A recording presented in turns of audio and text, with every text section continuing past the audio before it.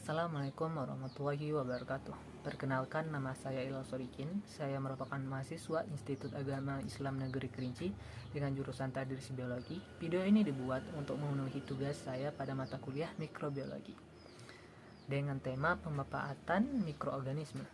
Mikroorganisme ataupun organisme kecil berupa bakteri, virus maupun fungi sering dianggap pada orang-orang umum sering dianggap sebagai pembawa penyakit ataupun sesuatu yang bersifat negatif.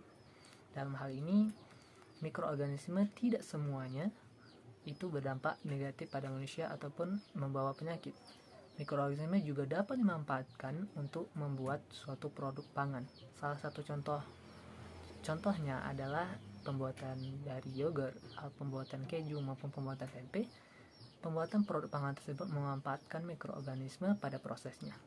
Tetapi pada video kali ini, saya tidak akan membahas mengenai pemanfaatan mikroorganisme pada produk pangan, tetapi saya akan membahas pemanfaatan mikroorganisme pada bidang agrari atau bidang pertanian, yakni dengan membuat pupuk kompos. Dan pembuatan pupuk kompos ini akan dibahas ataupun akan dibuat pada slide berikutnya. Next. Bahan-bahan pembuatan. Bahan pertama yang saya gunakan adalah kotoran sapi. Kotoran sapi kaya akan mikroorganisme dan unsur hara. Kadar hara pada kotoran sapi rata-rata mengandung 0,5% N total, 0,25% P2O5, dan 0,5% K2O. Bahan berikutnya yang saya pakai adalah jerami padi. Jika kalian tidak memiliki jerami padi, kalian juga dapat menggunakan sampah organik lainnya seperti tanaman yang telah mati ataupun sayuran yang telah membusuk. Next, kita akan langsung saja ke proses pembuatan pupuk kompos.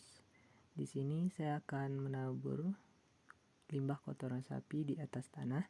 Di sini saya tidak menggunakan media tampung seperti halnya karung ataupun ember karena kata ayah saya sendiri, cacing juga berperan dalam penguraian sehingga tidak dibutuhkan media tampung. Di sini saya akan meratakan limbah dari kotoran sapi tersebut, dan di atasnya akan saya letakkan jerami padi merata menutupi limbah kotoran sapi tersebut. Setelah tertutupi, maka akan ditaburi lagi dengan tanah dan kita ratakan sampai menutup jerami tersebut, dan terakhir kita tutupi pupuk kompos ini dengan plastik dan batu sebagai penahan agar tidak terlepas oleh angin, dan juga untuk lebih aman saya meletakkan genteng di atasnya. Setelah proses tadi, maka kita akan menunggu selama 1-2 minggu untuk menjadi pupuk kompos. Tetapi karena keterbatasan waktu dalam pembuatan video, saya tidak dapat menampilkan afternya. Lalu bagaimana sih ciri-ciri pupuk kompos yang telah jadi atau baik?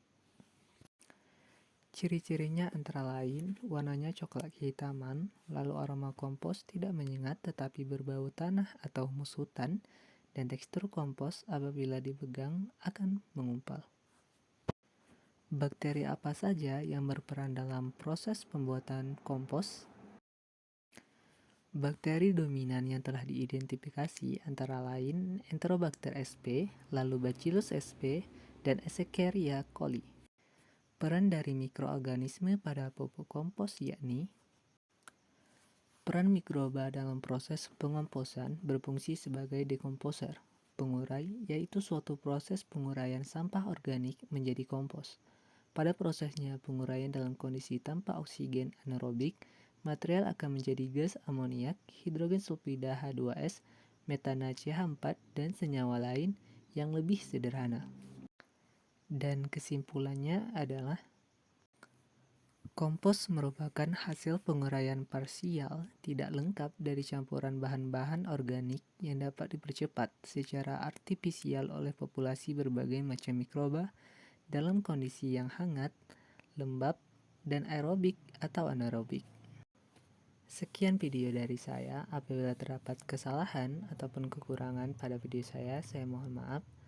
Akhir kata, wassalamualaikum warahmatullahi wabarakatuh.